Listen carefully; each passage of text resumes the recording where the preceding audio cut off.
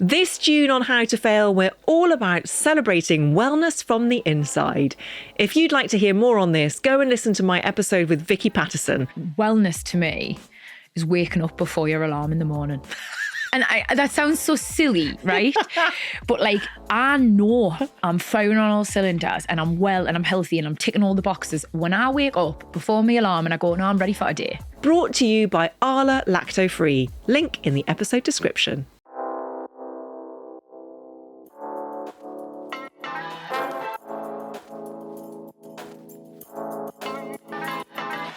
Hello and welcome to How to Fail. If you haven't joined us before, then this is the podcast that sees failure as a nudge from the universe in a different kind of direction. Every week I ask a new guest about 3 times they failed in their life and what, if anything, they learnt along the way. So any teachers that are listening, please tell your students they can achieve something, because it really has a massive ripple effect, actually. That's my worst nightmare. Police coming to my mum's door was literally my worst nightmare. That's like my love language. Looking after people is my love language, I'll be honest. My guest today was born in South London, grew up in Ladbroke Grove, and has been rapping since the age of 4.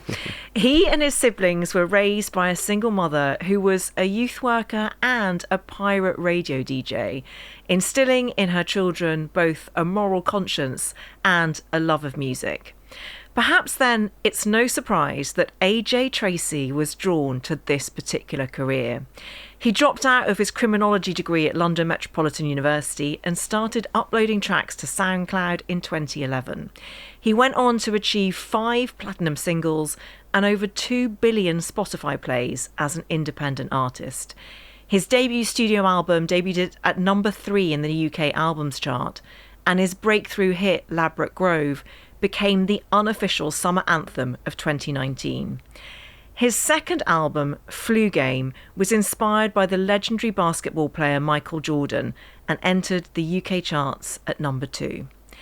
Now, after a 3-year hiatus marked by leaked songs and pandemic delays, Tracey has just released his 3rd album, Don't Die Before You're Dead. It's his most vulnerable and personal work yet. As well as being a love letter to the UK, the album fuses grime, garage and R&B with themes of trauma, mental health, faith and love. Reflecting on the journey he took with his latest music, Tracey says, "I've experienced vulnerability. I've gained maturity. I've levelled up." AJ Tracey, welcome to How That was to a great Fail. intro. That was an amazing intro. Thank you. You made me sound like larger than life. You are. I'm so happy to have you in the How to Fail studio. Thank you for having me. And I'm also so intrigued to hear about how vulnerability fed into your new album. Because when I was doing the research for this interview, it struck me that your childhood didn't necessarily always allow you to be vulnerable. Yeah. I think that's fair to say.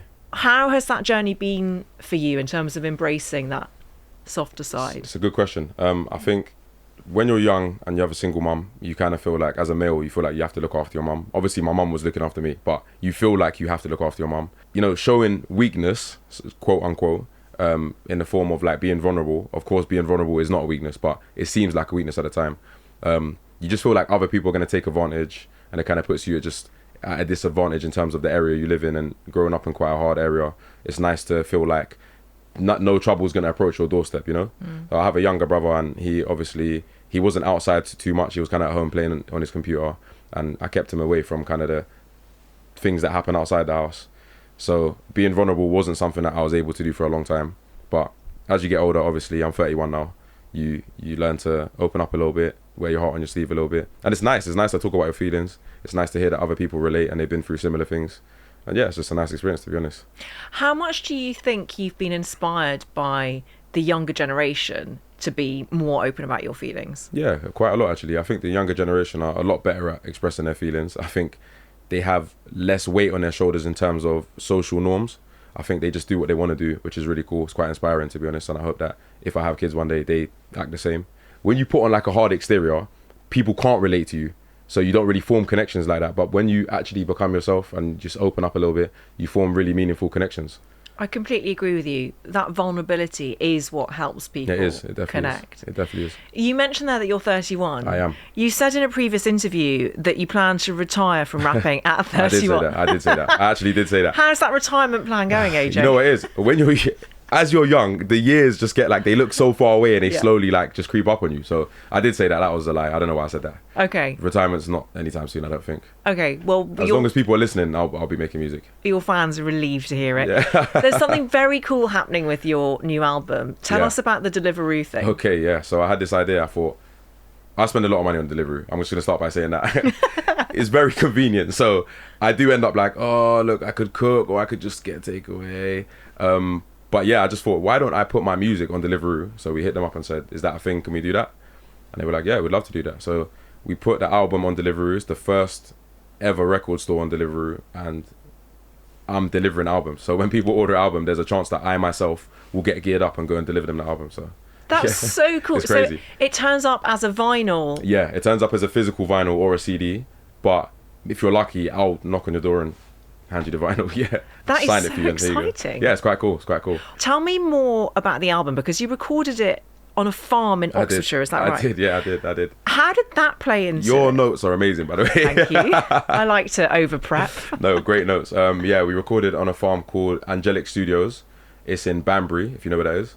And it's just a beautiful area. It's somewhere you can just step out of London, clear your head, have your friends and family around, pet the horses if you want to. And it's Jamiroquai's studio, actually. So yeah, we recorded that album there, and it just allowed me to I felt like unchained. You know, you can just kind of say whatever you want in the studio, and it allowed me to make some music that I have never really made before, like talking about my mom and the illnesses she's had and what she's been through. And I think if I was in London, I wouldn't really be able to make that music. A lot of people, my family always say to me, when I'm outside of London, I look the happiest. That's probably because London's quite competitive, it's quite toxic, it's fast. I love London, but it is all these things as well, you know. It's fast paced, it's a little bit dangerous, so sometimes you can't fully open up and be vulnerable in London. We're going to go on to talk about your mum in a bit, but I wonder, the album is very British, deliberately so. Very, very.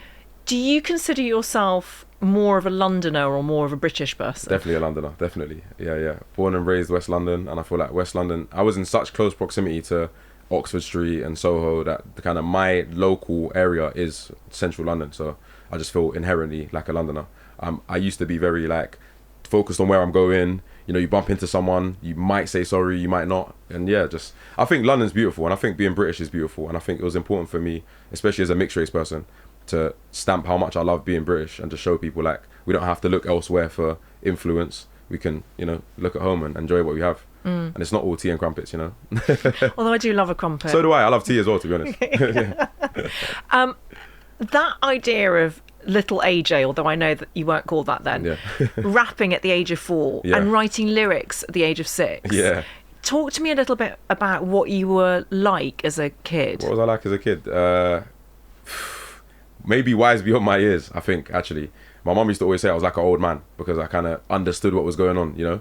And I think starting to rap is like, it gave me an outlet, a creative outlet. So obviously when you're 4 and when you're 6, you're not writing, you know, coherent lyrics, but you're just writing rhymes or just saying rhymes. And my dad used to be a rapper, so he kind of, I don't think he wanted me to be a rapper, to be honest, but being around him and being around his friends and being around the vinyls and whatnot, it kind of influenced me. I was like, oh, this is cool. Like, if my dad thinks it's cool, we all think our dads are like our heroes or our mums are our heroes. My mum was a DJ, dad's a rapper. Music was inevitable, to be honest. But little AJ, yeah, man, just running around, very happy, to be honest, stress-free, until I think I became sentient. And then I was like, oh, life's a little bit hard, isn't it? So, yeah. What was school like? School was amazing. I love school. Primary school, I went to a school called Middle Row. It's in Goulburn Road, which is Ladbroke Grove. Amazing school. Really good teachers. They cared a lot, I think, which is really important. The ethnic diversity of my school was really cool as well. Black kids, white kids. We had a lot of Mongolian kids, Moroccan kids. My area has a large Moroccan population. So it's nice from a young age I got to learn about other people's cultures and what's important to them, you know, how they live their life. And it's cool to learn that, because as you grow up, it takes a lot of, you know, stereotypes away from you. You stop thinking about, oh, maybe X, Y, Z, because you've already learned, oh, it's not like that, you know. Secondary school, I went to Holland Park, which is a very famous school, actually. When I first went there, it was a little bit rough. But as I moved through the years, they, you know, started making it a little bit better, I would say. Now it's a really, like, kind of posh school, to be honest, but at the time it wasn't. It was like no uniform, fighting, graffiti, whatever. Yeah, but I really enjoyed school. My RE teacher and my history teachers, those two in specific, really helped mold me into who I am, because I didn't really care for the other teachers. They didn't really understand I'm ADHD, and like they didn't really get like, why is this kid like not concentrating? And my RE teacher, Miss Khan, and Miss Mott, my history teacher, really looked after me. Like they understood, okay, cool, he might be a little bit distracted, but he's actually intelligent, and we should try and harness what he has to offer. Have you been back to that school? Have they? I have been back to the school, but it's funny because, okay, so I'm actually banned from the school because in one of my lyrics I said F the head teacher because I didn't like him, so I'm banned. But I came outside the school recently just to like see the kids and say hi and just like gas them up a little bit, so that was cool. And one of the like head teachers came up to me and he's like, look, it's really nice to see you. I think you're not allowed to be here, but it's nice to see you, so thanks for coming, but you're gonna have to vacate. So yeah, I'm literally banned, by the way, actually.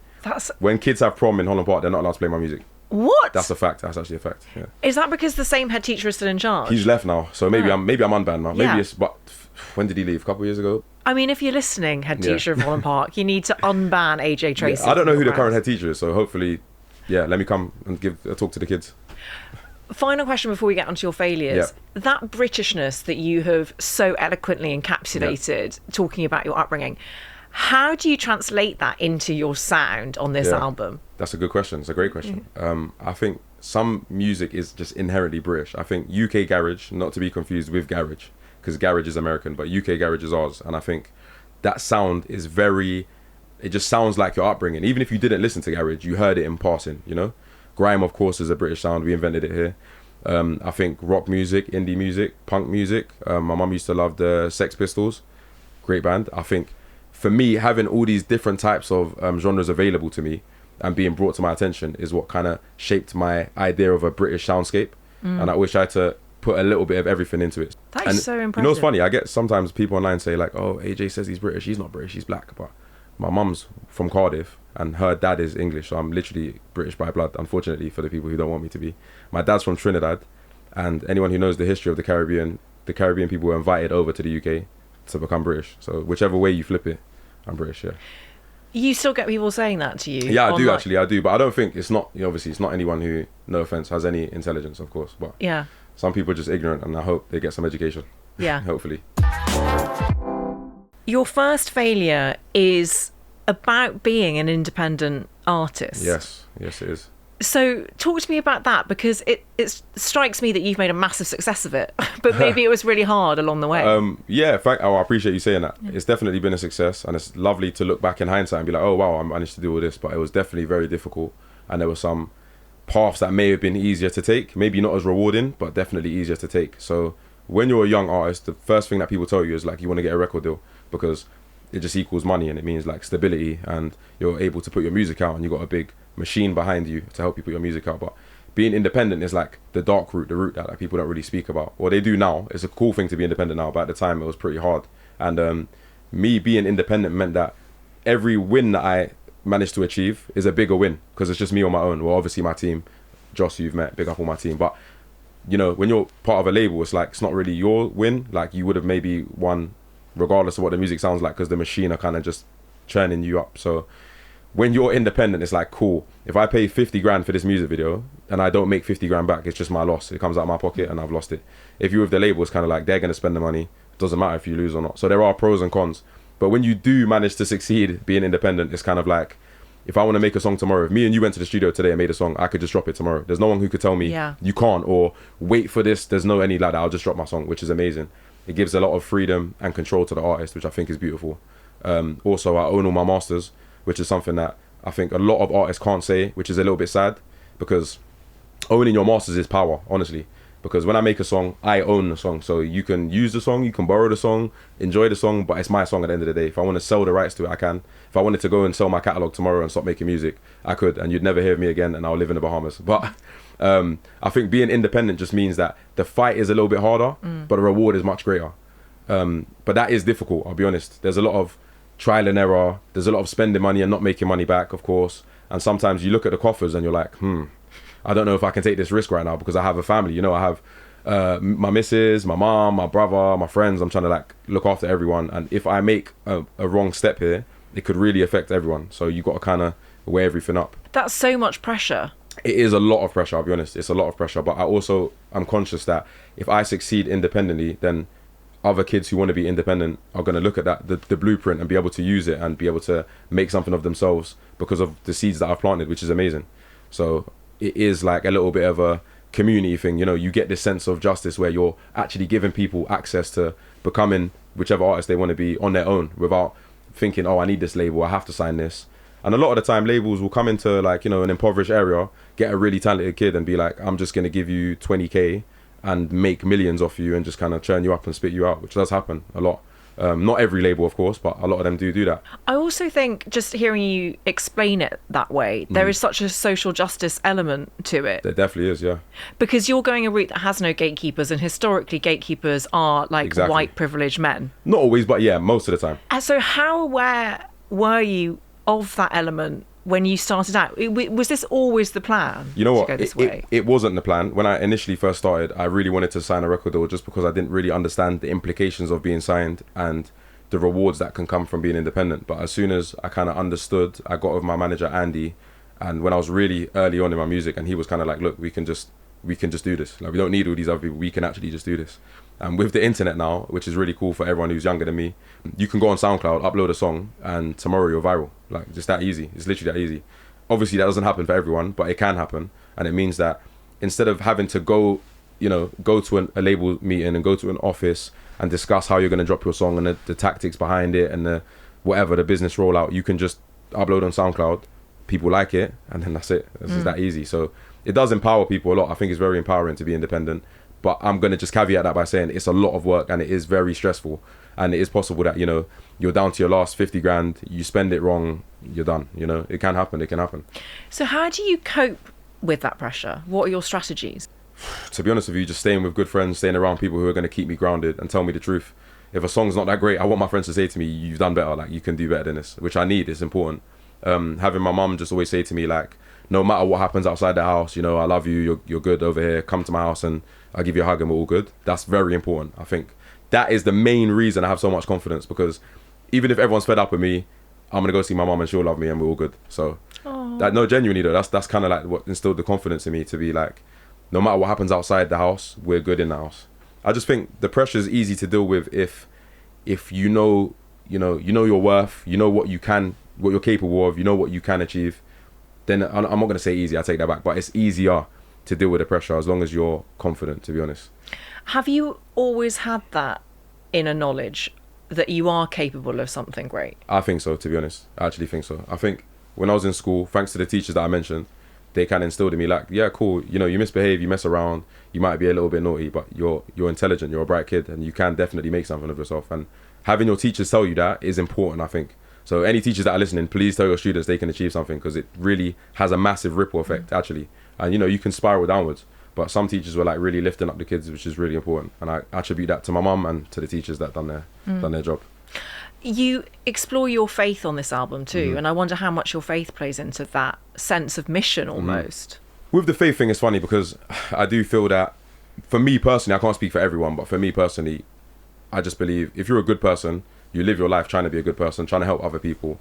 That's like the mission of life, right? Like, that's the aim, that's the point of life, to help people who need help and do what you can do and build memories of people and try and leave a mark on the world. So for me, when we talk about faith, I just have faith that the higher powers are going to just ensure that I can carry out my mission, which is just trying to be a good person, I'll be honest. There's surely going to be a couple of people who don't like me, are going to say, oh, AJ's a horrible person or whatever. But, you know, at the end of the day, I always do things with good intentions at the end of the day. And I think that's just the main point of everything. If you've got good intentions, then, in my opinion, you're on the right side of God. Talk to me about the meaning of the album title. Okay, the meaning of the album title basically means live your life. That's what it means.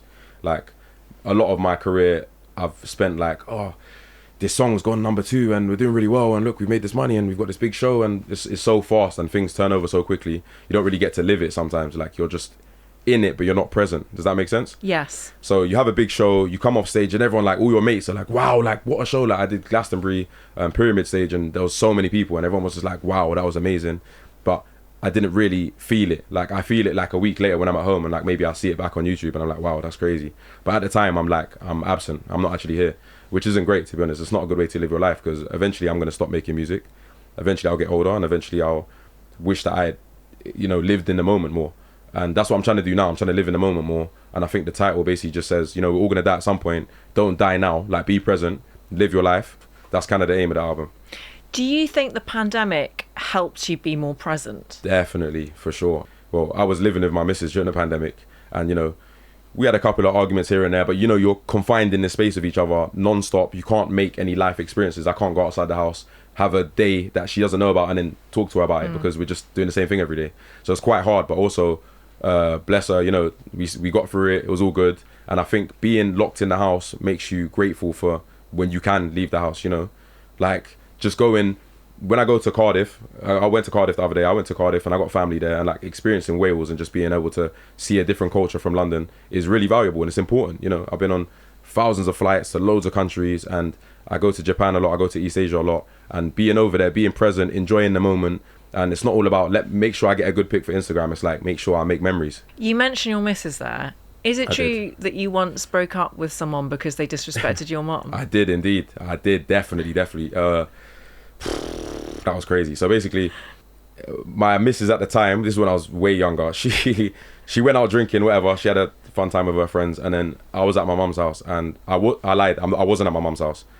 I was wherever I was, and she went and rang my mum's doorbell, because I wasn't answering the phone. She rang my mum's doorbell in the middle of the night and was like drunk and just like swearing over the intercom. My mum called me like, why is your girlfriend being abusive over the intercom? I said, oh God. That was the end of that. Yeah, that was the end That was it. I just called her like, I don't know what made you think you can do that. That's insane. But disrespect to my mum, that's done. Automatic. Automatic, done, finished. So your partner now, I'm guessing she has a great relationship with Oh, her yeah, my mum loves her, yeah. Oh. Yeah, much better now. Okay. much better, thank God. Yeah, thank God. And I like her mum. Her mum's lovely as well, so, yeah.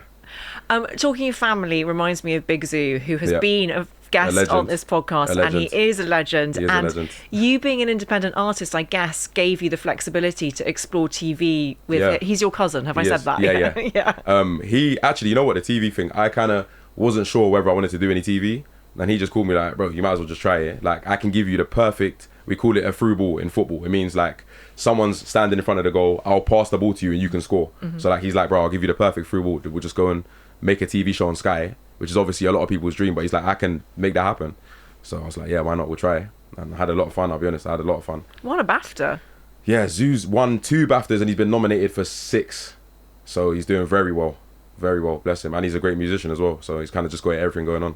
Oh. Ladies, if you're watching, hit up Zoo. Oh, is he single? I want him to get a nice partner, yes. Okay, I'd great. love him to have a nice missus to ground him, please. Okay. Come and ground my cousin. How old is he? He is 29. Okay, so this is a PSA. This is a PSA. I love it. I love matchmaking. He's about to be 30. Okay. So get in there while the getting's good. Yeah. Okay, so we've mentioned your mum, and I know that she is a huge and profound influence on you. Probably one of my biggest. And your second failure is about your mum. Yes, and indeed. her health. Her health, exactly. When I was younger, my mum unfortunately got diagnosed with breast cancer, and me and my younger brother are 2 completely different personalities. As I told you, he stayed in the house a lot, played on his computer. He's quite reserved, and I was kind of outgoing, outside, playing out. So my mum told us she was ill. She told me first, and then I was like, okay, let me tell my brother, because I feel like I can probably communicate it better. Whatever. Told him, cool. My mum said, cool, we're gonna get through it. She went and had a therapy and whatnot, and then it came back. Unfortunately, when it came back the second time, my mum kind of said to me, because she's getting older, she's like, I don't know if I can be bothered to just keep doing this, therapy and blah blah blah. It takes quite a toll. Obviously you can lose your hair, you get weaker and whatnot, and it's painful as well, to be honest. And she just said to me like, I'm not sure if I want to do that. So I said, even if not for me, for my little brother, I think you got to give it a whack. And how old are you at this stage? I was young. I can't remember how old I was, but I was young though. I was very young. I was like, I don't want to get the age wrong, but around 15-ish, something like that. I don't know. And I just said to my mom, I was like, look, even if not for me, because I'm quite emotionally stable, it's probably like the way I can't go and say to my little brother that you don't want to go and have therapy. You just want to kind of see what happens. I said, I can't say that to my brother. If you want to say that to him, I'll leave that for you to say to him, because that's going to shatter him. You know what I'm saying? And then obviously she thought about it, and she's like, no, I'm gonna fight it. Fine. She summoned up the strength, and she fought it, and then it went, and then it came back again. when it came back again, my mum was just like, I'm basically just not going to get rid of this thing, which is, you know, horrible. I can't imagine what that feels like. But thank God, luckily, my mum's all good now. Perfectly fine now. She's super happy. She just told me the other day she can squat 20 kg now, so that's great. Oh. But that whole saga was very draining, because every time I'm outside the house and trying to like achieve my dreams and make things happen, and my brother's, you know, getting his education, trying to make things happen, at the back of our mind, it's like, oh, my mum might be dying. So it's kind of like, you know, it's hard to chase your dreams when you're worried about what's going on at home. And as I told you, my mum made sure that our house is like, you know, a safe haven. But it's a bit of a broken safe haven when your mum's not safe at home. Do you see what I'm saying? Yes. She's been good for years, and she's thriving, honestly. I bought her a house. She loves her house. She's got a little garden with frogs in it. Great.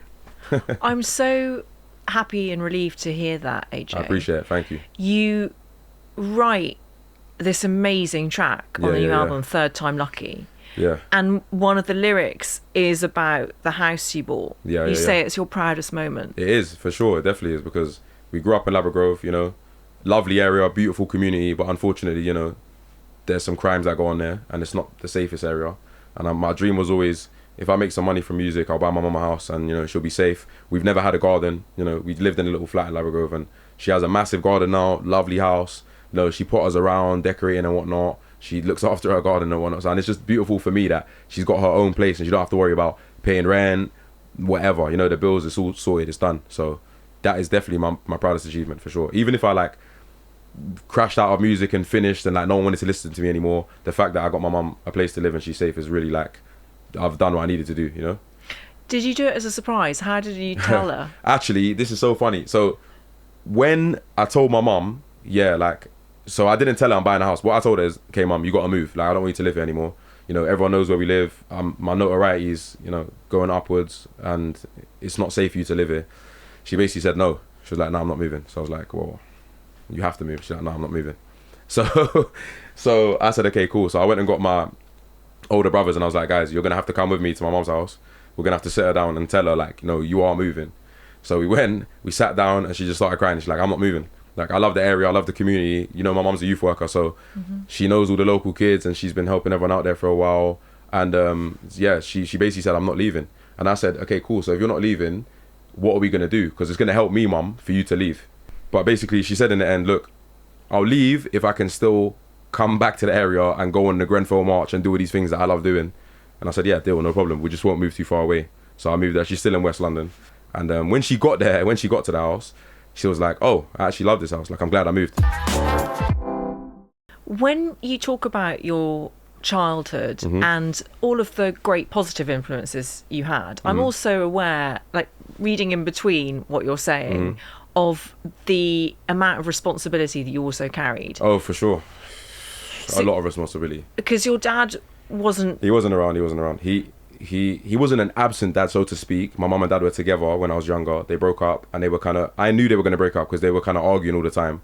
And then my mum tried to like hide it from me, but I said to my mum, like, look, you and dad are going to break up, innit? Because I can see it. Like, I know... I was young. I was really young. I was like 8 or something. But I could see, you know, they weren't getting on. And it wasn't how it used to be. So I was like, what's going on? My mum said, yeah, I think, you know, we just kind of might have to go separate paths.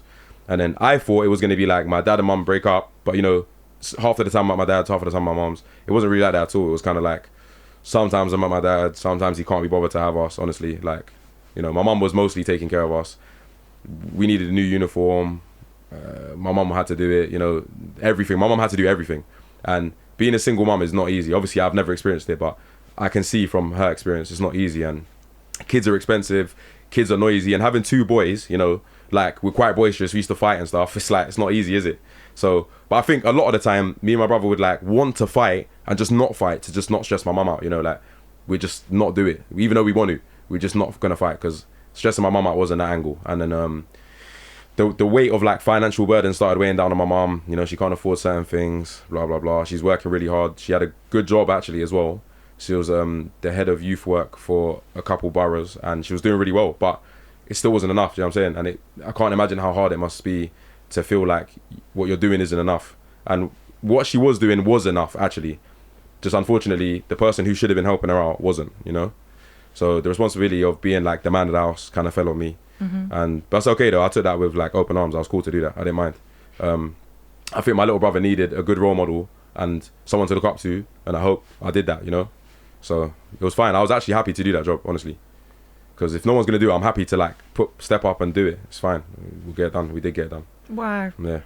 Do you feel older than your years? For sure, actually, yeah. It's weird because like I feel like now I feel old. Only because I don't go clubbing or anything anymore. I'm kind of like a granddad now. But but when I was like 25, I already felt like 30. You know what I'm saying? So when I reached the age of 30, it didn't feel any different. Because I felt like the level of responsibility I've had all my life has been consistent, to be honest. Since I was like, maybe like 20, like 18, 19, 20. From then I was like, I got to be a man. I got to bring some money in.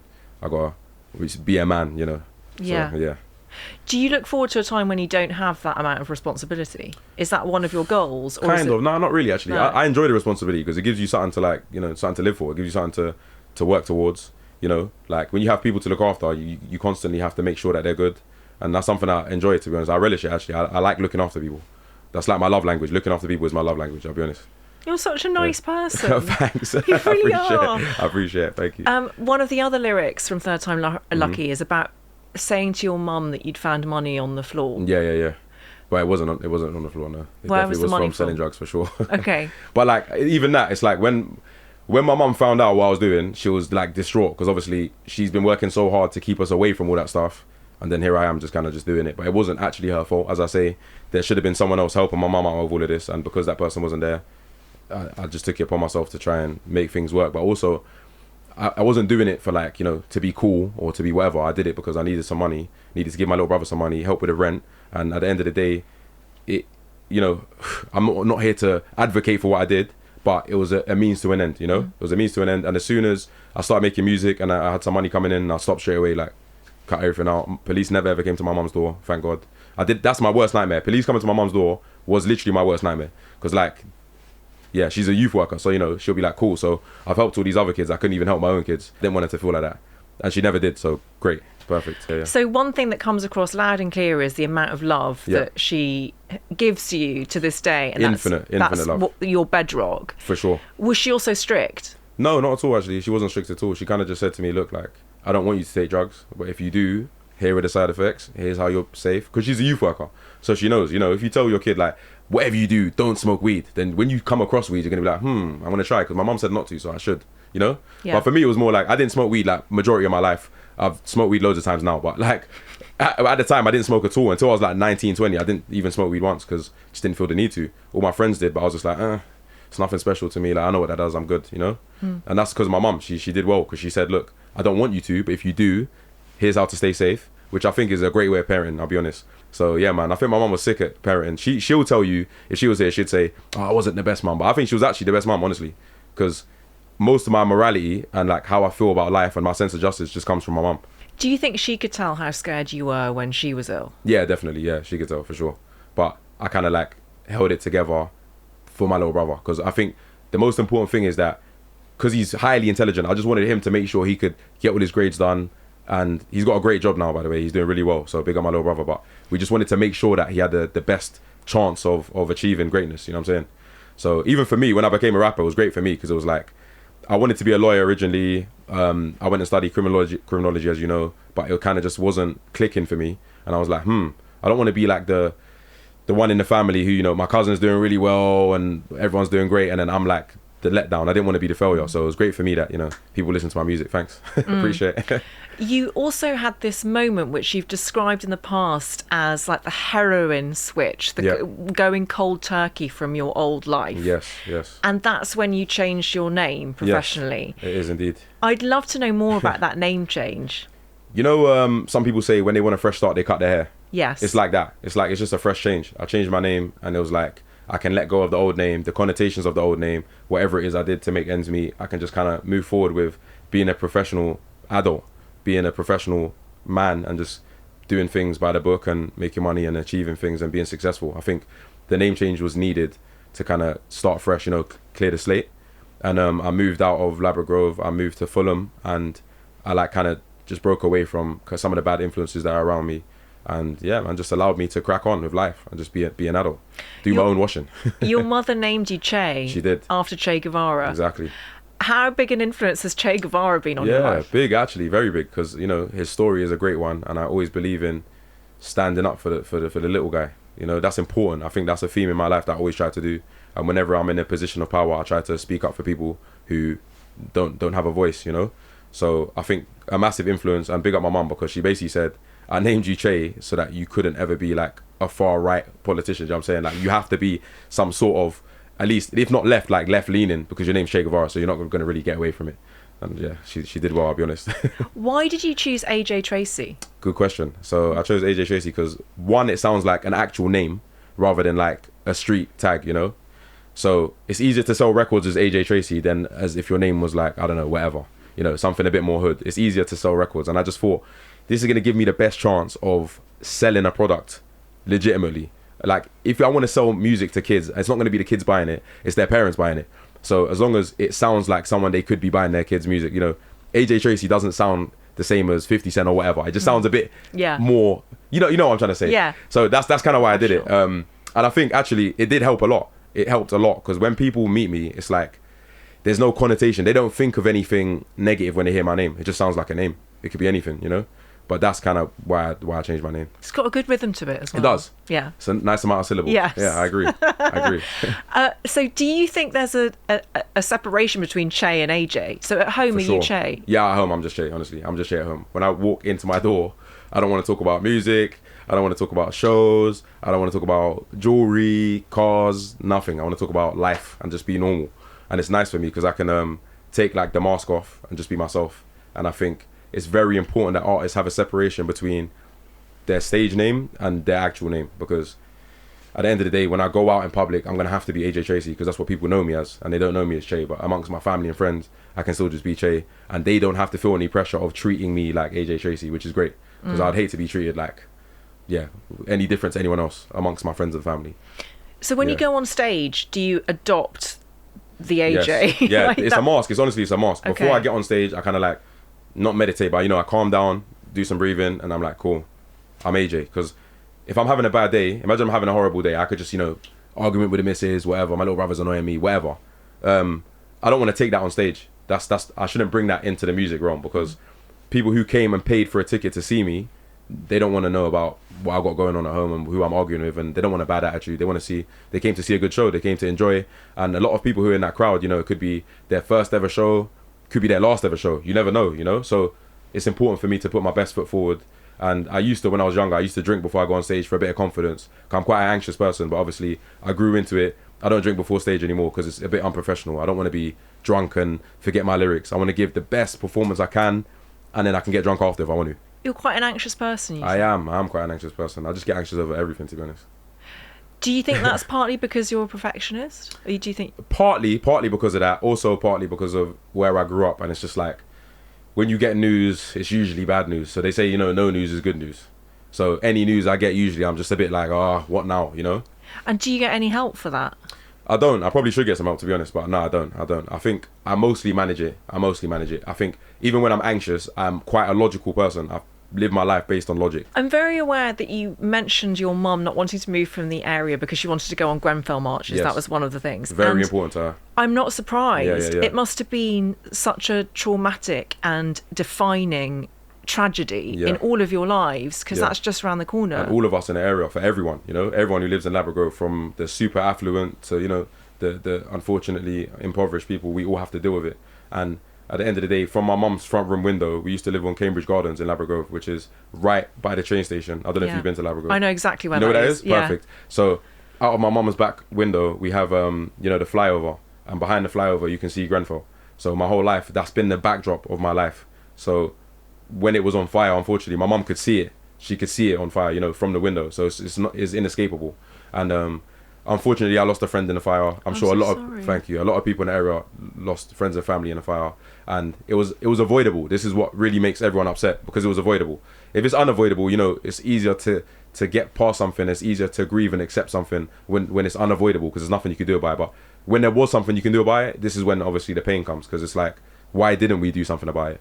And I think, not to make everything about, you know, social economics and race, but it is partially about that. And I think if the block was full of rich white people, that probably would have never happened. But unfortunately, because it's full of, you know, immigrants and impoverished people, then people don't care too much as, the cladding's flammable, we don't care, let's save some money, cut corners.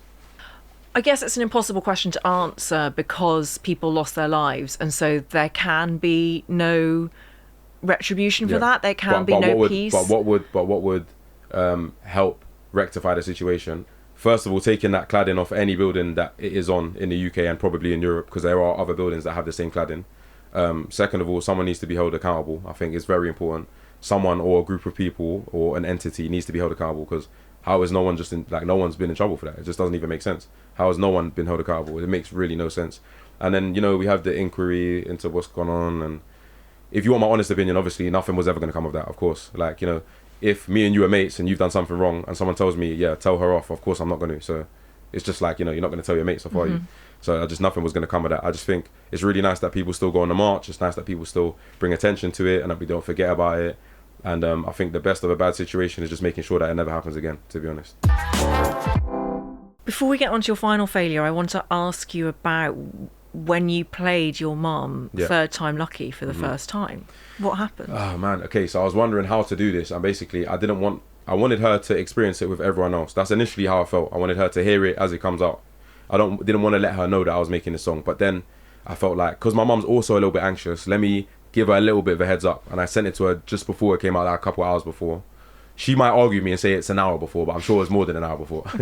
So she watched it, and then I called her and she was like, look, I like the message of the song, but I feel a little bit ambushed because obviously my life's kind of just out there now.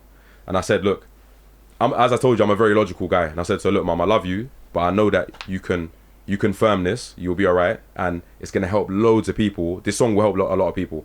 A lot of people will be able to relate, and it might give them some power to be hopeful. And I really think that there's more pros than cons to releasing this song. And she just had to sit with it for a bit, because the next day she came to my house, she gave me a hug, and she's like, yeah, I love the song, like, thank you.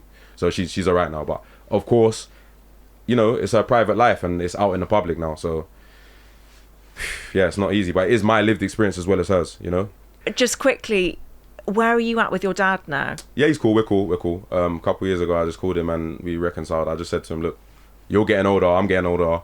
There's no point, harboring any hatred or anything. Like, I love you. At the end of the day, it's not easy being a parent. I've never been a parent, so I don't know how it feels to be a parent. And I'm 31. My dad had me when he was 23. So obviously, I'm way past the age that he was at. And when I was 23, I was still quite immature. So I just said to him, I forgive you. You know what I'm saying? Just, let's have a good relationship going forward. And yeah, we're all good now. Do you want to be a parent? Do I want to be a parent? Yeah, I'd love to be a parent, actually. Obviously, work. I always dreaded the thought of having a kid and then having to, there's nothing wrong with a nanny. I'd have no problem having a nanny, for some occasions, but I want to be a present parent. And I think that it'll be quite hard for me to be present if I have to tour all the time. And I also wouldn't want to make my partner just, have to deal with the kid all the time. That's not fair either. So I kind of just wanted to wait until my schedule frees up a bit, which then again could be never. It could be never. But yeah, hopefully sometime soonish, I hope. It's not only up to me, obviously. There's two people in that decision, but yeah, at some point. I think you'd be an amazing parent. I appreciate that. Thank you. I think you already are such a big brother figure for so many people, not just your actual big brother. I hope so. Yeah. I hope so. Yeah. Whenever, for me, the whole point of being a musician and having this kind of platform is that you change people's lives. Honestly, some people would say to me, bro, you're a rapper. Why do you think you... But I do actually change people's lives. People message me saying, I really appreciate that you done that song, or your music got me through a hard time. I've had soldiers in the army, in the military, message me and say, oh, when I'm on tour, I'm listening to your song, bro. It keeps me reminds me of home, keeps me grounded. And that makes me feel really good, honestly. It makes me feel amazing that cool, it's great making money, it's great, doing shows or whatever, being on TV. But when people are telling you it's changing their lives, that's very valuable. And it means that you're leaving a mark on the planet. So yeah, man, amazing. So your final failure is football and failure. It is. What I love about this is I'm able to now speak about my football team and the failures that we've had in a positive light. So it's great for me. This is great. This is the best time for me to do this. Great. So I supported Tottenham my whole life. My dad grew up in Tottenham, so it makes perfect sense. Before anyone says, oh, you're from West London, because Ladbroke Grove is right next to Chelsea and QPR. So why do I not support Chelsea QPR? Because you unfortunately support whoever your mum and dad support. They just tell you, this is your team, you have no choice. I don't think I could even speak when he put a Tottenham top on me, so I couldn't say no. I wish I said no. No, I don't wish I said no, I'm joking. I love Tottenham. But basically, Tottenham's been through some hardship, I'll say that. We haven't won a trophy in 17 years. But before, obviously I'm 31, so that's most of my, a good portion of my life.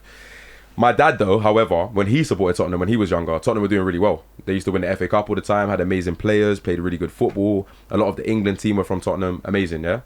So he kind of said, cool, I'm going to give my son this, this life path. unfortunately for me, that's when it got bad. So I was like, okay, great, I'm stuck. But football's funny because, you know, it's quite tribal.